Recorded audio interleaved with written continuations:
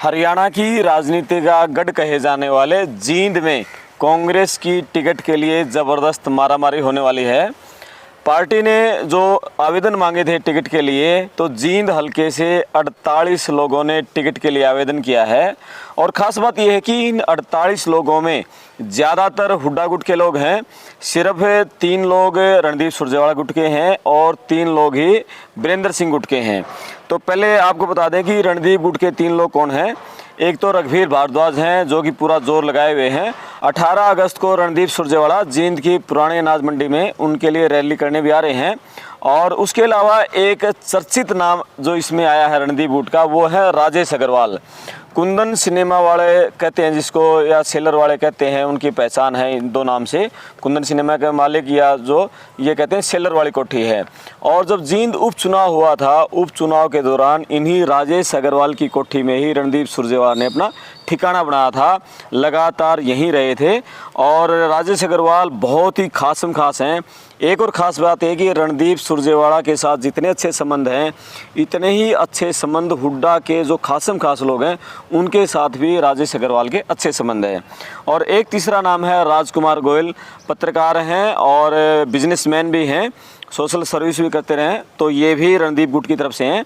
इसी तरह 3 लोग हैं वीरेंद्र गुट से, उनमें है जय भगवान गोयल, HPSC के मेंबर भी वीरेंद्र सिंह ने उनको लगवाया था, एडवोकेट हैं और महाजन बिरादरी से आते हैं। इसके अलावा सोमवीर पहलवान, और ये पार्षद रह चुके हैं, इनकी धर्मपत्नी। और तीसरी है वृंदा शर्मा, शिवनारायण शर्मा मास्टर जी हैं, ये शिक्षक हैं, अपना स्कूल चलाते हैं, उनकी बिटिया है।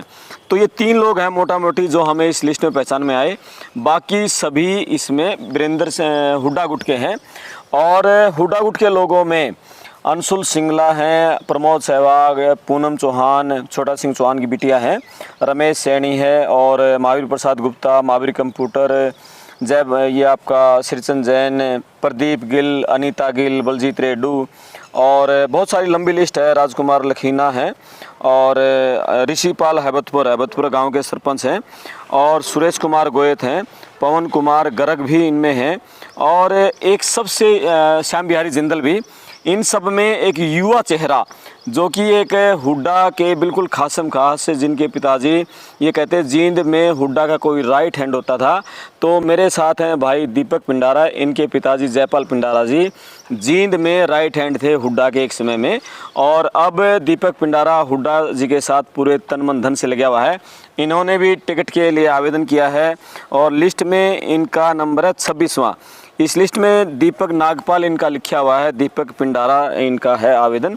तो दीपक से बात करेंगे कि ये जो लिस्ट आई है, इनका ये टिकट मांगने के लिए कितने गंभीर हैं, क्या दावा है इनका, क्यों इन्होंने टिकट मांगी है, आखिर इनको टिकट मिले तो क्यों मिले, और यदि इनमें से दूसरों को टिकट मिलती है तो हुड्डा गुट के दूसरे लोग हैं इनके साथ, उनका किस तरह रवैया रहेगा, यही आज एक चर्चा का मुख्य बिंदु रहेगा।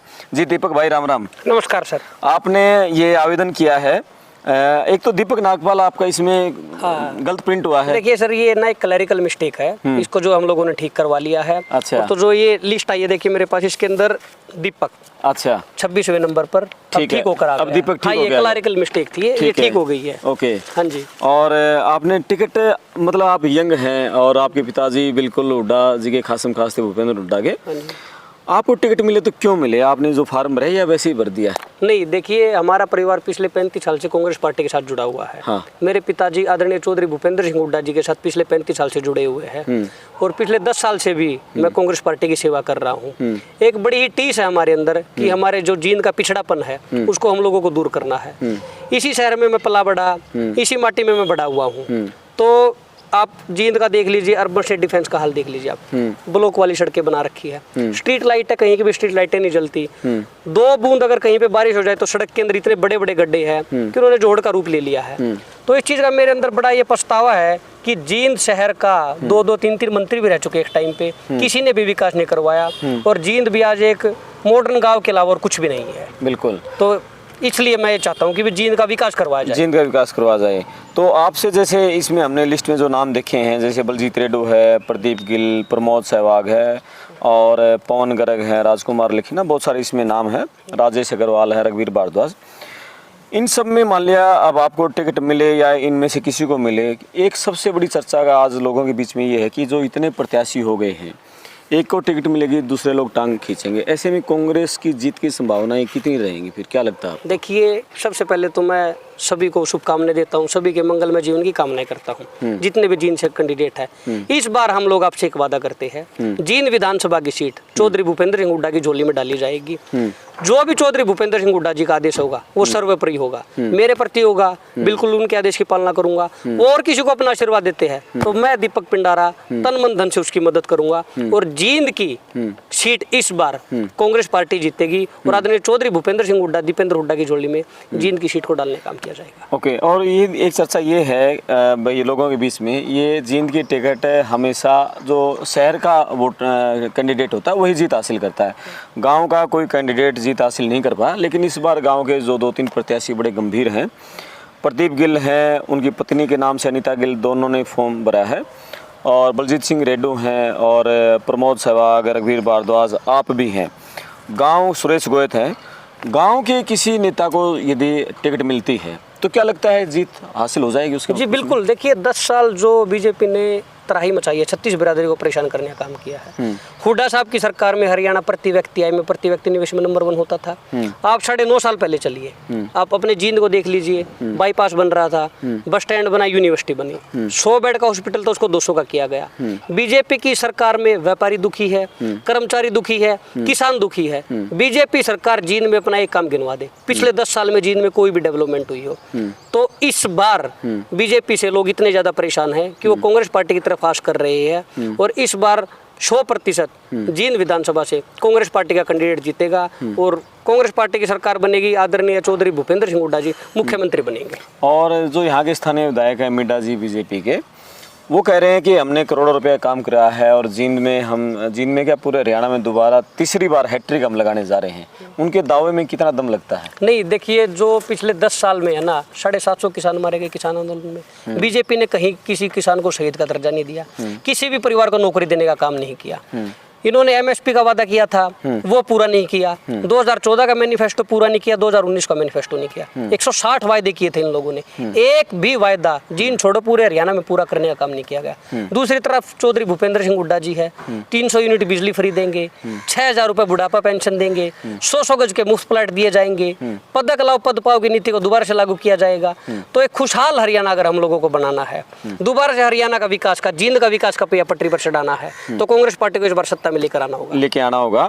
और आप छात्र नेता रहे हैं, CRSU में आपने युवाओं के लिए बड़ी आवाज़ उठाई है, और 5 लाख से ज़्यादा यंग वोटर हैं, इस बार वोट डालने जा रहे हैं। युवाओं में किस तरह का माहौल है, किसके प्रति, हुड्डा साहब के प्रति, बीजेपी के प्रति? क्या युवा इस बार कैसा डिसीजन करने वाला है? देखिए, जो युवा होता है ना, वो देश की रीढ़ की हड्डी होता है। इस टाइम पे कोई यंगेस्ट कंट्री है ना, तो वो इंडिया है। 65% हमारे जो पॉपुलेशन है वो युवा है, और हमारे यूथ आइकन आदरणीय चौधरी दीपेंद्र सिंह हुड्डा जी, उन्होंने यात्रा भी शुरू कर रखी है, हरियाणा मांगे हिसाब यात्रा। उस यात्रा के तहत वो काफी जगह जा चुके हैं, और इतना अपार जन समर्थन उनको मिल रहा है कि कांग्रेस पार्टी की सरकार इस बार 75 पार का नारा कांग्रेस पार्टी देगी, और चौधरी भूपेंद्र सिंह हुड्डा और दीपेंद्र सिंह हुड्डा जी की अगुवाई में कांग्रेस पार्टी की सरकार बनने जा रही है। इसी के तहत, हरियाणा मांगे हिसाब के तहत, हम लोगों ने भी लगभग 10-15 दिन पहले 36 गाँव और 31 वार्ड के अंदर जाने का वादा किया था। उसके तहत मैं 10 गांव में जा चुका हूँ और 3 वार्ड में जा चुका हूँ। आदरणीय हमारे सांसद है जो श्री सतपाल ब्रह्मचारी जी, उन्होंने हमारी रथ यात्रा को हरी झंडी दिखाई थी, और उसके बाद निरंतर हमारे कार्यक्रम जारी है, और हर जगह जाकर हम कांग्रेस पार्टी की जो नीति है, ये जैसे कि मैंने बताया 300 यूनिट बिजली फ्री है, 100 गज के मुफ्त प्लाट है, जो भी नीति चौधरी भूपेंद्र सिंह हुड्डा लागू करने चाहते हैं वो हर घर तक पहुंचाने का हम लोगों ने संकल्प लिया है। ठीक है। अच्छा, ये जो मेरे हाथ में लिस्ट है, जिन से 48 लोगों ने टिकट मांगी है, आवेदन किया है, कितने लोग इसमें गंभीर प्रत्याशी दिखते हैं 48 में? मुझे लगता है कि आधे लोग तो ऐसे हैं जिसने वैसे ही भरी दिया, बस 20,000 रुपये दान कर दिए पार्टी को। हमारा जो है सबसे बड़ा लोकतंत्र इंडिया में है, सबको हक है, सब लोगों को अपने हकों की लड़ाई लड़ने का हक है, लेकिन जितने भी कैंडिडेट है सभी ये चाहते हैं सभी की जींद का विकास हो। कहीं ना कहीं इन लोगों ने ये देखा कि हमारा जींद पिछड़ेपन का शिकार है, तो मेरी तरफ से सभी को बेस्ट विशेष है और मैं आशा करता हूँ इस बार जींद का विकास होगा और आदरणीय चौधरी भूपेंद्र सिंह हुड्डा जी की अगुवाई में कांग्रेस पार्टी की सरकार बनेगी। बहुत धन्यवाद। और ये थे मेरे साथ युवा नेता दीपक पिंडारा और कांग्रेस की टिकट मांगी है जींद हलके से। अब लोगों की नज़रें इस बात पर हैं कि जींद से कांग्रेस किसको टिकट देने जा रही है।